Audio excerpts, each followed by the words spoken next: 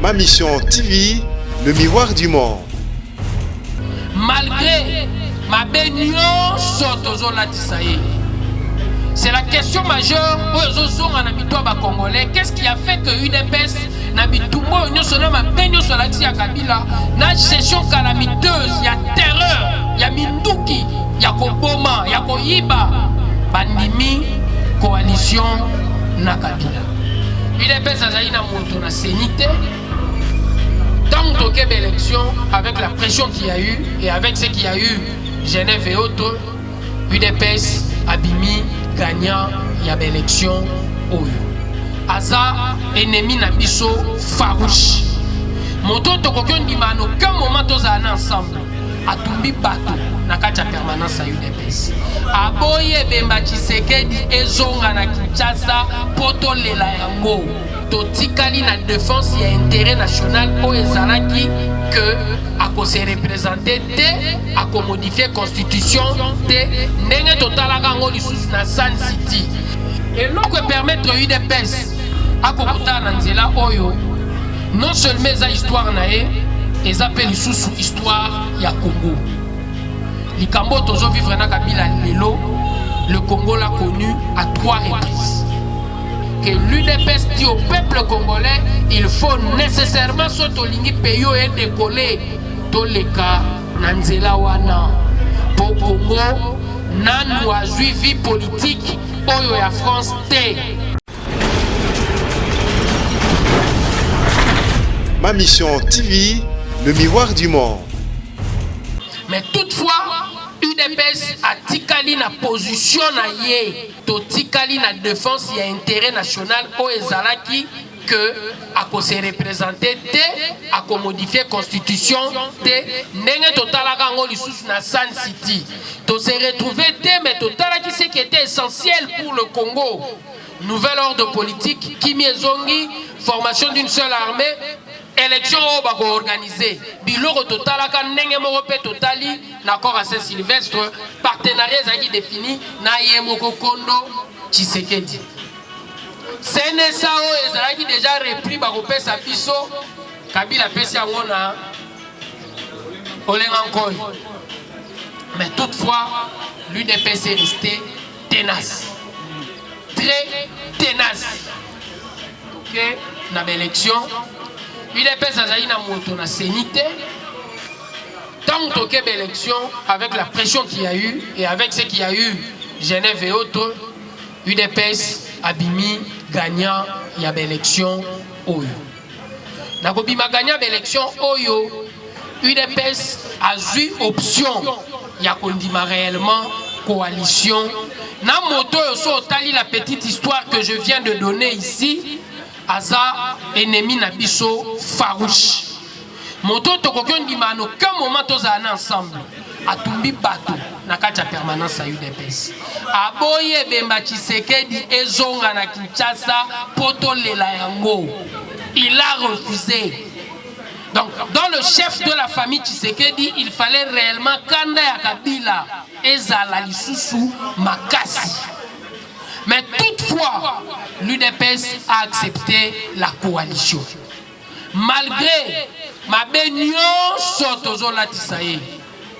C'est la question majeure aux Congolais. Qu'est-ce qui a fait que l'UDPS n'a bitumbo union sona ma bénion sur la tia Kabila na gestion calamiteuse, il y a terreur, il y a minduki, il y a koboma, il y a koyiba, bandimi coalition na Kabila.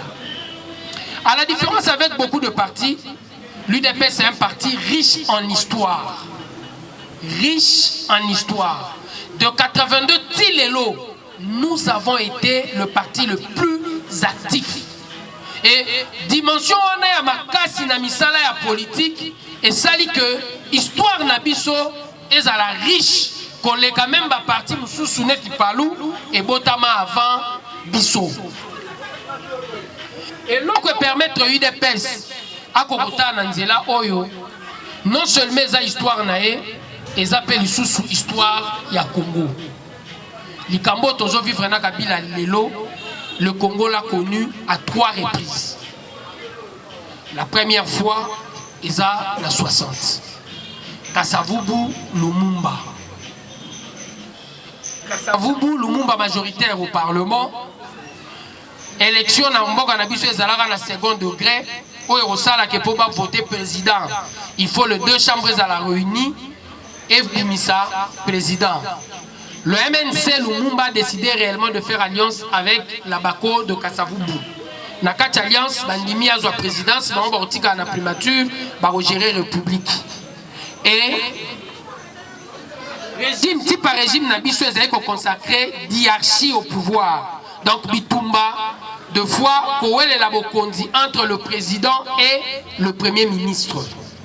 Na kati option wana na kati ya mwa nungu wana ezalaki d'ordre constitutionnel et memi mbilinga na kati ya mboka président Kasavubu a révoqué Lumumba a révoqué Mobutu troisième larron a eu un coup d'état et coup d'état Mobutu il y a septembre 60 et ça dit que quelques mois après a réhabilité Kasavubu batiki Lumumba na touche et Kasavubu azongi baké na gestion sans Lumumba.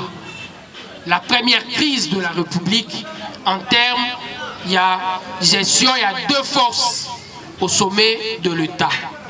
Deuxième, Tokono Trango, Moïse Nchombe, Kasavubu encore. Majorité dans le Parlement, Moïse Nchombe, Kasavubu ndenge la constitution est consacrée. L'isolo, il y a deuxième élection à président à second degré. Il fallait deux chambres réunies pour bimisa lisusu président. Na eloko wana lisusu. O bazeko zelasko 65 pour élection salama. Na ba crise union tout au connaîtra qui pour 64 il y a eu une nouvelle constitution. Et salike Bitumba entre les deux géants au sommet de l'État et Memi lisusu troisième larron. Mobutu aye lisusu na coup d'état. Coup d'état à Toroyo, Mobutu a tikakité le 24 novembre 65, Anganzami na pouvoir et na ba discours na ya ebandeli lobby. Milinga mbilingoyo ba politicien bazalai kotia et sengaki biso moko armée tozwa pouvoir pour un temps court. Tokozongi sa makambo na ordre tozu pouvoir tozongi seli ba civil mais tant que Rouane Zouaki 32 ans, Anganzami na pouvoir, a commis Nzambe à Mokonzi à Mboka, Oyo Babinaka, to Yembelaka, a commis donc l'article la Constitution à Kombona. Et je crois, quelque part, cette histoire riche, à la différence avec beaucoup de partis au Congo, UDPS à vivre en Olususu dans 92. 92 au sommet, il y a réellement l'aspiration profonde du peuple derrière les leaders Maximo et Etienne Tshisekedi. Conférence nationale est consacrée, Premier ministre, la majorité à niveau de Rolobate et Mobutu président. Kozanga koyoka na ya bango mibale na kombo ya coalition. Transition on est l'ingé qui permettre réellement Congo et connaître Kabila T. Troisième larron. Ayaka qui lisusu na 97 Kabila ayawa le 17 mai a eu pouvoir na kozanga koyokana. Il y a deux forces, représentation et peuple congolais, aspiration profonde. Il y a peuple congolais derrière Tshisekedi, na Mobutu qui était réellement la force, la représentation de la force militaire dans la République démocratique du Congo. Manque ya boyoka niwana. La logique, toujours, il y a hiérarchie du pouvoir et Memi, troisième larron. Et Kabila Ye, Toleliawa. Ah, bah, Wande Bakotimboka. Tout au début, peut-être, UDP, c'est Bagnolela. Tout ça, la facture, il y a bateau, accompagné qui peut bazonga. Ah, Tika, pouvoir à Sika.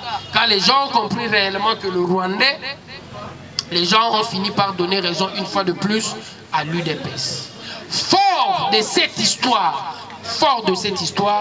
l'UDPS comprend que le contexte actuel, ce qui te télémi mabé, l'histoire va encore une fois de plus se répéter.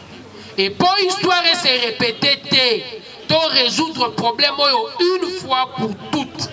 Crise et légitimité au sommet de l'État. Et s'il a une fois, il fallait nécessairement Tondima et Loko Babengi coalition. C'est la pilule amère que l'UDPS dit au peuple congolais, il faut nécessairement sotolingi payo et décoller Toleka Nanzela Wana.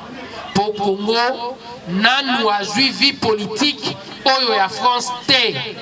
Indépendance, il y a justice, et ça établi.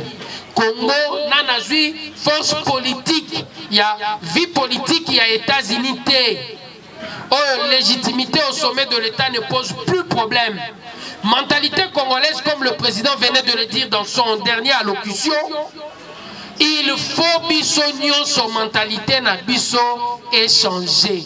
Pour mentalité congolais, et Zananou a derrière chef et non derrière d'institution.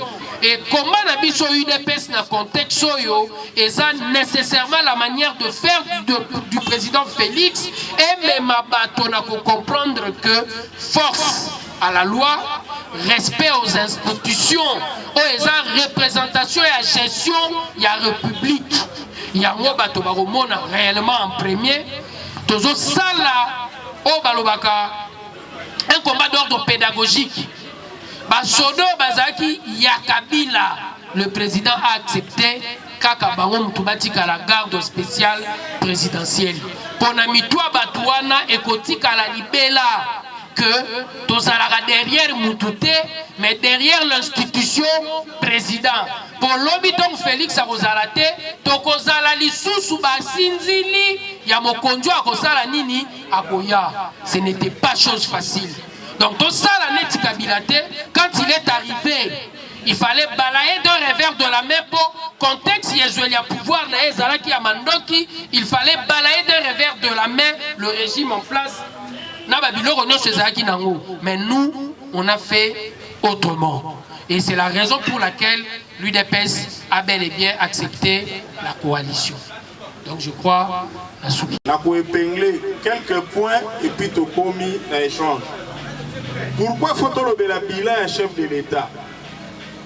Tous les alliés en Afrique, ceux qui ont fait au pouvoir, à la musique, à la club, dans le quartier, dans le ninga, dans le syndicat, tout na kate et l'oko nini azagosala. Mais UDPS, à travers structure invité Biso Lelo, et décidé que le peuple congolais a l'anda évolution, il y a président naé a voté qui a vérifié le bilan, ce que Zali Malamu doté. Voilà un exercice où dans la province comme na Kinshasa. Ce que vous avez Kinshasa, pour la mission de Toza Pembeniawa, aux Uruto et Alemba ya Fikini, Bandeko, Soki Bozongi Sima. Ça fait 18 ans, Nzela wane beba, 18 ans. Donc, Boti Mwana Lelo a commis majeur. Peut-être après Sibisope Koko. Sokaza moi mbangu côté kuna. Ali, Nzela Ekobo. Tozo monango ba fait moko ya mukie. Mais pour un pays, pour mettre un nom président Félix Mabo. Wana élément moko sur Nzela. Tokei kaka na infrastructure côté ba école. Ba réhabilité ba école ebele dont o ezali na Kanchach pona bana biso ya basoda. Bomoni na elengi ya kokotsa bana na école. Kitoko. Ozui mokengeli awa na lemba pembeni na biso. Soko tali bâtiment wana. Soko kufa qui y a 18 ans. Au sécu lelo tali ango toche ozawat. On répond à la question ti. Ezali toujours mérite ya chef de l'État actuel. Faut reconnaître ango. Olinga Félix Olinga été moza bénéficiaire ya qualité ya bâtiment, ya environnement ya travail o ya tient à disposition ya biso nyonso. O tozana bana tokotangisa kuna. De papa moko aza akuta zolinga kotsa mwana kuna. Doza esengo namoni aza wana. Olongwa wana. OK sur le plan de santé. quelques hôpitaux réhabilités. On a toujours la logique et un environnement sain où le peuple faut bénéficier d'un chef de l'État a sali effort à Pessi Bissango. Ok, na diplomatie. Tant que qui pouvoir a promettu qui par rapport à la diplomatie a gossé la politique à bon voisinage. Nebomoni la plupart de vos voyages à Zosala, Kolongwawa, Mboka Songolo, Mboka Pakala, Pona Koluka Kimia, c'est-à-dire Babylone Otobande Kobanga Kala. Pays voisin a quoi attaquer Bisso, pays voisin a quoi attaquer Bisso.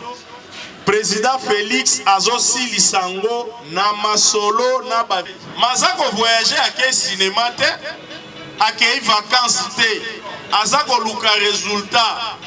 Et Bandeko, pour n'avoir pas l'habitude de voyager, Moutoua Kosayote, Kozala avion, chaque semaine, et Zalagana fatigue. Ngana joué 4 avions l'espace à 2 jours. Pendant qu'on a États-Unis, na lembaki. Tant on a lembi na mitunika question, Bongo Félix oyo batu bazoloba, mikolonyo so avion. C'est kazo lemba lisusu davantage. Et ça plaisir tes ali souci à mboka, neza kotambusa e. À travers politique et à bon voisinage, le chef de l'État a ko réduire nombre de ennemis au bagoyo ko attaquer RDC. Voilà, on a dit que moi, Kokoso en Afrique d'ici, comme on va payer belé, Boyoki Totidi va responsable, Boyoki président a posé un acte à lobby, réunion en Afrique du Sud, Ngaï Félix, pour nous la solidaire, n'a pas Congolais, n'a pas Africain, Bazakuna, n'a qu'à répondre à l'invitation en athée. Donc Congo et Bandi Kozong est la place Nango sur le plan diplomatique. Par rapport à la justice, bisonyo so yalaki soki bakangi yo, bakena yo bakache ane, po bima, il faut nzamba zala na yo. Mais mukolo ya lelo, bakasho nyonso ya ane, ekangani. Soki oza na problème, tozo banga lisusu te, toyebi ke toza na problème na police, ce qui a classé le dossier sans suite, en kenon à parquet, cours et tribunaux. Là encore, tu commis la sécurité côté justice, côté politique maintenant. Sur le plan politique, un progrès énorme. Tant que l'IDP s'est créé en 1982, parmi les objectifs, le père fondateur s'est fixé qui Ezalaki, Congo ezala un état de droit, un état démocratique, un état à liberté.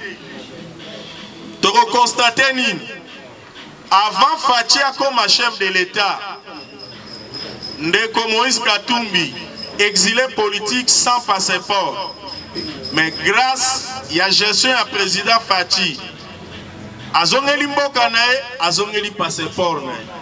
Tokutaki ndeko Jean-Pierre Bemba, leader et MLC, presque en exil, pour azaki na moya kozonga ndaku neta ke kovanda na poto.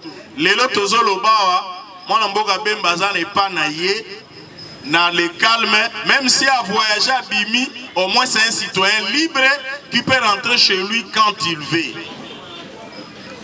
Tokutaki nini, avant le 24 janvier, mwana mboka Frank Diongo, Diomi Ndongala, Naba Misusu, prisonnier politique d'opinion. Tangu Fatia comme président a libéré Bango. Et là, ici, Bila, il y a 8 mois à Pamba. Na yoka ikutu mutumoko a sepela na président Félix Talobi. 8 mois à Félix, et l'équipe 18 ans au Elekaki. Il est pèse vivant. Et là, ici, que 8 mois au Sali. Et puis si le progrès est à continuer. Par rapport aux médias, accès aux médias et l'État, Ngayo Bozomona, na sali 30 ans à IDPS. Mais dans l'équipe à la voix, pardon, RTNC, pour la première fois, Kakana Janvier est présent Fatia du pouvoir. Donc, vous avez constaté, et Nazanga Mogote, la majorité des Congolais, pour les canards RTNC, il faut avoir un point de vue mon régime époque. Lélo, bah opposant bazolé, bazo ça la paix critique. Donc accès à médias et à l'État. Aux alliés à biso nyonso, ezali pour na Congolais nyonso. Kenda kakela cité pour baboti na bango bazala mbongo kofuta minerval te. Alors régime ya biso en tête le président de la République et pèse occasion bano bazala makoki à kotanga te batanga classe polobi bakoma pe bato il pèse viva possibilité wana ezala quitté asali gouvernement wana ezala ngo ba réalisation te menena l'accent comme style oyo chef de l'état ye nango 76% ya gouvernement selon soit population bilongia sika ezalaki facilité biso bato vivaki régime à Mobutu pour mon ministre abimi na matete kisenso même lemba bakarar loba akolaka makomaka côté kuna mais bitumbo IDPS bandaki na 82 et pesi occasion na citoyen nyonso a rêvé que ye to mutu alibota na ye akokipe okoma ministre na mboko nde le cas auto aligné grâce ya bitumba na biso na kati ya ba ministre ba mama na kati affaires étrangères depuis 1960 ministre ga moko azaka mwasi oyo nde ya solo toche liboso yo pe kamba diplomatie ya mboka osali allusion te ke alliance oyo biso tosali na cash ezali alliance voulu te ezali alliance oyo ezali na kati ya constitution na biso mais tu n'as pas fait allusion à la constitution soki nalalaki nazonimba c'est fuite ya retard biloko ye soki olobaki yango te soki olobaki yango te pourquoi avez-vous écarté cette option par respect ou bien je ne sais pas motuna ya mibale eza na secrétaire général adjoint na biso opesi biso bilan oyebi ke bilan na biso ezalaka soki toyebi bilan bato basala section commerciale oyebi bilan ezalaka actif na basis sikoyo apparemment oprésente biso kaka actif na actif na bilan oyo asif ezali te soki ezali osali esprit oboya koloba yango to ezali te baloba eza na bino après parce que Mobutu en changeant de conseiller azwaki baconseiller ya mabe en fait Mobutu n'était pas mauvais mais son entourage c'est-à-dire que toko mabe kozwa basoin dès que bafonctionnaire babda kozwa soin avec ce qu'on appelait les ayants. 5 minutes à président de la République. Alors, comment on a eu pardon? Peut-être qu'on a 5 minutes à président de la République. Ils ont passé sur le changement de mentalité. Vraiment, c'est une très bonne chose. Mais pas dans les années. C'est un message qui n'est pas relayé. Oh, ça doit passer presque tous les jours. Depuis les premiers jours qu'il lançait, j'ai écouté, entendu plusieurs discussions à point pour encourager. Et puis ce message-là encourage le peuple à entreprendre des idées à changement. Et le président donnait le ton. Mais tout le monde dit que c'est comme si l'État était pourquoi ne pas que Bisso Tona Likolo, ma général Tozali, comme un peu continue comme on base à a besoin, il y a un message presque tous les jours, même avant les formations. C'est vraiment un très beau message. Ils allaient à Malami Balé. Nalidi, en général, pour aider Bisso, Tozali Bato yo souffrir. Mais c'est que nous refusons d'être encore humiliés aussi longtemps que nous sommes dans le pouvoir. Kobenda Bandeko, Oyo Bazui, c'est la responsabilité de servir le Congo. Les ministres, au bazar na Canabiso, mais bazar na ministre de la République. Otoali na facilité pour tout à l'heure que bisa bango. Vraiment pas ça l'erreur. Parce que l'erreur ba ko sala biso na base tokokoka te kodéfendre parce que tokokoma limité donc tolingi soniona te ya misato elingi naloba nayebi te toujours na cadre ya préoccupation. Bon, je m'arrête là pour ne pas monopoliser la parole. Alors, il n'y a pas de président, chef de l'île face à l'administration. Et le Konini, dans le cas de Céline, est bon proposé pour les combattants chômeurs pour souffrir pendant les 5 ministères. Voilà la première question. Deuxième question. Les alliés Boye, Toboyi pour tâcher, pour salir le président Nabiso Félix Antoine Tshisekedi. Nous avons qu'à murmure, nous avons 15 millions. Où en sommes-nous avec ce murmure et 15 millions de dollars? Il y a mon assouki à ôter. Plus Togoloba, difficulté rencontrée, au lieu de la côté négatif, ceux qui battent Moussou Bazana Belema va présenter, Toropé cet argument. Papa Kabea Lobby, pour question que je suis destiné à la première orateur. Papa Kabea Lobby, Azobanga, depuis à Félix, et Kokanana ya Mobutu, et Kokanate. Pourquoi? On a démontré. Mobutu a reçu le pouvoir en 1965. A Koutaki, processus démocratique. Et ça, les crises, on a un premier orateur à décrire. Moutoukouta Koufa était dans la crise ouana. N'est pas normal dans le pays démocratique. Tout le monde en Angleterre, Magamba Brexit, tout le monde est en Belgique. D'ailleurs, je me rappelle en Belgique pour la petite histoire. Quand vous avez eu un conflit à gouvernement, ça a eu 2 ans. Congolais a posé une question à RTBF. Le ministre belge a lobby m'a invité Kabila à la médiateur. N'a pas beaucoup quitté. Beaucoup s'arabie sur la crise pesante dans Congo. Le ministre belge a lobby boy. A dit monsieur, différence à crise na biso na yabino. Et pas na biso to père de gars so inama yabik. Mais chez vous les gens sont en train de mourir. Donc on compare Koutouté. Voilà la différence qu'il faut établir entre Déby Afachi et Mobutu. Mobutu a eu le pouvoir le 24 novembre 1965. Parlement suspendu. Après qu'il a formé le gouvernement. Et maintenant, ça l'a dit pendant 5 ans. Mais Félix a eu le pouvoir, Parlement et Zosala. Avec une opposition à Kati et bon, il a voté le programme au gouvernement Bimi. Mobutu a eu juste une année après 1966. Abomi Bamba, Mamba, Kimba na Pona Pongabi. Félix a pendre na Mobutu na 8e mois. Voilà la différence. Mobutu a eu un contexte de la guerre froide. La guerre froide, c'est la mondialisation, le monde est ouvert. Bako Kanate. Donc, Déby et Kesseni. Mobutu a eu une année après 1966. Abomi Pierre Moulele. Bakata Mouké, Lissou, Liboko, Likolo, Baboara la fleuve. Félix, dans 8 mois, Azara Moulelo a bomité. Donc, Soko Tangi maintenant livre avec Cléophas Kamitatu. La grande mystification du Congo-Kinshasa. Oya Komaki en 1970.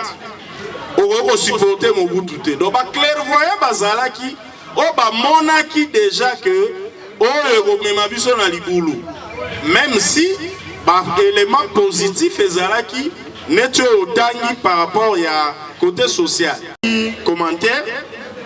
Topé sa chef de l'État conseil à Zoaba conseiller à Malam. Wana papa Gabea coup de chapeau. Toko Misango. Ndego Padou a participé conseil Zaki Motunate. Apprécier message et à changement de mentalité. Malobi to relayer en Malam te. To prendre acte. To faire l'effort pour message en lobby. Et Zaki Toko. Surtout changer de mentalité te. Toko évolue pété. Et puis, à 5 ça va ministre conseil, ba megozala din, ba pesa sous combattant musalata ko sambaka tous les jours. Toza ko senga bango ango, toza kina bango premier rendez-vous. Tant ba nommé bango 2 jours après, toza na bango contact individuellement, toza ça l'effort ya ko exhorter bango, bazala din po échec na bango eza ya biso. Wana eza engagement papa et okoma pe. Ndeko Albert Atuni ba ministère tozui pour l'emploi ba combattant. Bon, auto prévoir pour question les spécifiques les liés na ba ministère toyokani na ba ministre 70% ya ba membre ya cabinet na bango bazala ba combattant. Wana me ya liboso pour na garantir yo que combattant otikeli espace. Ya mibale oyo tokopesa pe wana ekokoka te po toza ba million ndenge toza biso ba combattant.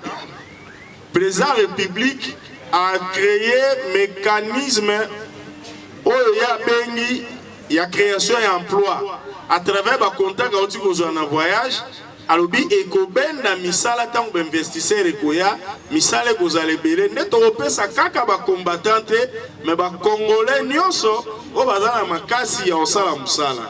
Donc ndeko place aux alliés il faut veiller quand ndengo veiller sur intérêt ba combattant place tozotinda na misala kosala la biso ba jalelo te poza bizalelo pe bo sunga biso te to pesa bino musala ki jalelo ekoti alors que IDPS des arames des arandais to saliboy national ya banda silisi ngala silisi exposé base zu parole to clôturer mais lelo ko mona manifestation belé olingo tuna mituna te poto kosilika pour kozwa misala te erreur boza vigilant pona lelo ngala kosenga nga pona lelo botika na to réunir plus de éléments pour to communiquer malam sinon te ko benda biso na moi babilo kwa malongati na se réserver na ba qualité nyonso na zanango en tant que muto sala na présidence na betango nano en public sans to réunir belément nyonso mais to se prononcer prochainement tant to réunir belément nyonso pour moi to en état de droit pour cha mutu musapi zala sûr que ozana ba preuve nyonso tant to banda débat ba ko fundo pete pour na diffamation to ozoko sela batu makam IDPS viva que par la lisolo a beteli biso soki ezali expressement que la tiki lisolo et alliance. Il y avait deux possibilités. La première de possibilités c'est qui t'aurait pu ça cohabitation. Biso to tikali na présidence bon ba du gouvernement mobimba. Coalition et lingaki kozalate. Malgré sur le plan constitutionnel majorité na bango et lingaki ko pesa bango kaka gouvernement. Mais toutefois, tant on dit coalition, to sangisi ba force, et l'ingolo ba gouvernement commis à bisomi balé. Na katia majorité parlementaire, faut pas compter pe ba député à cash. Donc c'est ça la majorité parlementaire actuelle. Et ça FCC cash. Il y a un de ça la majorité, il y a bisogno surtout, il y a un bengi coalition.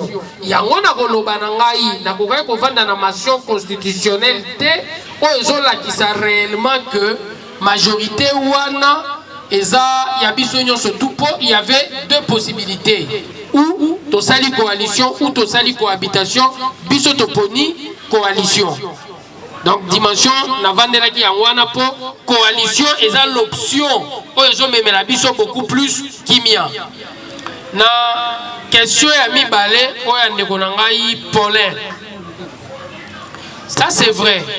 Cette dimension à Koboya Toro ici pour rappeler à les Congolais mauvaise volonté politique qui a des prédécesseurs et qui peut cohabiter avec les mais nous assure allocution à chef de l'État est très éloquente et là qui s'est dit quelque part que les conditions ont été en place et ça pour aimer ma Congo liboso tous élatés. Bisogno soto bunda po Congo et kende liboso. Même ce qui implication individuelle et la minime en termes de résultats, mais au moins na meka ko bunda po implication na minime et quoi apporter quelque chose. Ce qui toza 120 personnes ont s'impliquer de la même manière, soyez-en certains. Et qu'on peut atteindre 1200 personnes. Et j'estime quelque part, à l'occasion wana, et on a qui ça que Nangai, Nandeko Paulin, toza na devoir ya kotala ndenge ba gestionnaire ba komema mboka. Toyoki li solo moko ya nungu nungu, tomeki kofouiller vérité sur la question et na kofouiller vérité sur la question, nous nous mettons à dénoncer pour tokoki kondima lisusu te Congo ezala le Congo d'Aton.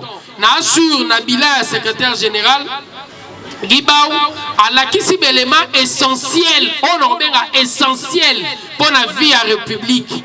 Liberté oyo ba installé na Kachamboko, c'est l'une des conditions majeures pour permettre Congo et à la booster. Pour ceux qui tournent en Boka Bongo, initiative et la libre. En second lieu, revendication et la assurée. Pour Moutousso qui a moni mabe même na Kacha Moussala na e barosa logo abato transco basalaki. Ezala kaka pona début à présidenté. Courage wane caractérisé biso pendant le 5 ans. Il y a gestion à UDPS. Moko na biso place à moni mabe atele melaka. Ata l'intérêt na été pour ceux qui mentalité na biso échangé té ndenge Tshisekedi aloba pe na 92 programme na eza axé sur le changement de mentalité ceux qui mentalité changé té Congo tolingi oyo le président Félix alobi azo rêvé Congo wano azo rêvé et koyate poya faut biso mentalité na biso et comme autre que mentalité à Liboso ou à 18 ans à gestion calamiteuse ya Kabila biso pe toi n'a pas la responsabilité to accompagner bêtises na entreprise na biso pe toi qui miyibi donc il faut qu'on to ça le fort tout le monde à makambu ndenge mosusu. Le poisson commence à pourrir par la tête, le disait à chaque fois Tshisekedi. Cette fois-ci, poisson azandenge mosusu. Il faut que biso to aider à continuer na même lancée. Ministre a eu des personnes à Salimabe. Je crois Jean-Marc Kabound, président à Lobaka Yango. Jour anniversaire na biso liboso ya permanence. Donc on joue un rôle ya opposition. Mabe salami, ezala muto UDPS, ezala muto FCC, eza responsabilité na biso peuple na ko contraindre le président a même muto wana na démission. Pour te recondima lisusu te Congo est continué na kozala mboka ya suka ya mukili malgré la potentialité na ye. Makambo minene zo sala makuna. Mais jamais le ko na uti koyoka ndeko moka lobiawa que makambo discours ya Félix na problème il y a changement de mentalité et ça réalité et ça na makambo ebele on ne parle même pas c'est comme si ba pekisa bato ya IDP koloba na population makambo yo Félix azosala alors que ça makambo minene oyo mutu penza okanga munoko na ye ataza ko finga ataza ko loba lisusu te bakomona ki aza génie oyo ebengaki Mahamu Samalia oyo masiya te mais puisque eza biloko mosusu ezokamwisa biso peut-être tozwa mosala wana okutana te na wenze okutani na mutu boye obandi okotela likambo toloba kaka ata makambo oyo ya nini ya gratuité. Mais tout ce monde-là, le bazar dans Mouka. Bazala qui on a banda après Sun City, Tilelo, va occuper ma poste. Nani a joué les canisi, on a même eu à Zogobina tout le temps d'enseigner la vérité des yeux. Mais Azalaka, chaque fois parlementaire, mon colonie à Loba, mon colonie à Ozako Loba, à la motion pour la gratuité, puis c'est dans la constitution. Alors, Yangwana et Sengo Nangai. Lokola bozali lo pour ça vous les communication na kolinga eloko aboye bolinga za partout na ba télévision tous lokola tozomona na ba TV musute batu moko oyo kutu lemso ko zali ko kando zo tele bango ba TV na donc eloko na linga kina loba ikamba communication bo ça l'effort pour toi arranger ngona il était prévu au terme de l'accord global inclusif que les familles des personnes vont percevoir indemnité. Tâchez de passer ce message au président de la République. Rafraîchir-lui la mémoire sur le fait qu'il a indemnisé en application de cet accord global inclusif que les familles des personnes abattues par la soldatesque à Kabila, entre guillemets, parce que c'était la soldatesque à Timaï, va indemniser en conformité à Ninoa. Ce sera aussi rendre justice. aux personnes, il y a pas trois. Les a prévu, bon, on semble souvent perdre de vue cet aspect de choses. Maintenant, un autre aspect qui est à base à l'Obaï qui se alors, il y a eu la coalition, on en a vécu l'expérience par 3 fois. Oui, je n'en disconviens pas, on en a vécu l'expérience par 3 fois. La première fois au l'Obaï Kassaou, on a passé par des étapes pour tout le monde à Rukiamo. Mais on a Mobutu, Tshisekedi, le fait Mobutu, ce n'était pas à proprement parler une coalition. C'était en quelque sorte une cohabitation, mais qui ne disait pas son nom. Parce que Mobutu a démocratisé le régime sans le démocratiser. Je le souligne. C'est-à-dire qu'il voulait qu'il y ait démocratie, premier aspect. Alobi, au 24 avril 2490, Alobi a démocratisé le régime. Alobi a limité à 3 partis politiques. Le fait président a dit non, nous voulons un multipartisme intégral. Donc, toujours qu'il y a des divergences sont divergentes. Des divergences. Alors, on a épargné les détails. C'était à proprement parler une cohabitation, mais qui ne disait pas son nom. Et au lieu de collaboration, il y a. Non, maintenant je m'adresse au CGR. Problème, il y a. Nous sommes en partenariat avec Camille. Quelqu'un l'a effleuré. Tous en partenariat avec Camille, nous ne devons pas les livrer en pâtir à certains de nos adversaires. Pourquoi je ne le dis pas? Nous, j'entends les conseillers propres et à président. Et je crois que l'ancien militaire qui est derrière moi avait souligné, on a conseillé pour le bazar efficace. C'est-à-dire les gens qui s'y connaissent en l'administration, il y a règles et il y a réserve. Vous prenez par exemple un certain, je le cite nommément, parce que son nom a été un certain conseiller principal au collège financier et économique. Et il s'appelle un certain Marcel Bilambo. Marcelin, voilà, c'est lui-là. Il s'oppose ouvertement, c'est lui qui a accompagné même délégation, il y a IGF. C'est lui qui s'est opposé dans l'île. On dit qu'on recompte à notre nation que ça va être là. Aujourd'hui, un autre conseiller chargé de la logistique, à la présidence toujours. Mais il dit que lui, il n'a pour autorité que le président de la République. Mais non. Il n'a pour autorité que le président de la République. Non. Ils doivent se recruter, les deux doivent se recruter dans la diaspora. Donc les gens qui n'ont jamais touché, il y a des règles administrativité, il y a retenu, il y a hiérarchie. Camille est leur colonne vertébrale, il y a administration chef de l'État. Merci pour l'attention. Il y a UDPS UNC au beau fixe. Je crois que c'est une alliance pour le moment. Oyo Bisso UDPS, tous en obligation à Rolinga et à au beau fixe. Ce n'est pas dans notre intérêt à Rolinga réellement qu'on s'est tiré, surtout entre les alliés. Et je crois, ceux qui m'avaient dit que l'alliance et Outa Mingi Pembeni na bisoté. Et Outa Mingi na bisoté. Tout ça là réellement effort, il y a Rokende Liboso. Mais alliance soit les lignes qu'on a battu que ma beso qui est ali, nous sommes tout photo, mais là. Je crois, dans ma réponse, il y a premier volet. J'ai tenté de dire à un ami, pardon, Paulin, tant que tu solo et à Barolingato ici, j'ai dit, même si ce sont nos ministres à nous UDPS, Sali Mabe, pour sauver le parti, nous sommes dans l'obligation, nous, Yako, Kende contre Naye. Ceux qui te tirent la position à accompagner pendant que Salité, si elle a dit, Batubakomona ke Mabewana, eza ya UDPS Mobimba, mais eza à caractère individuel T. Eza important pour la biso. UNC na UDPS toko linga te tobe bana toluka eza la bien, ndenge to bandaki kaka alliance. Mais na maître William, moto na biso à parlement elf to bandaka là. Je crois, dans la Ningaï, na lobby que zalaki nécessairement coalition déjà.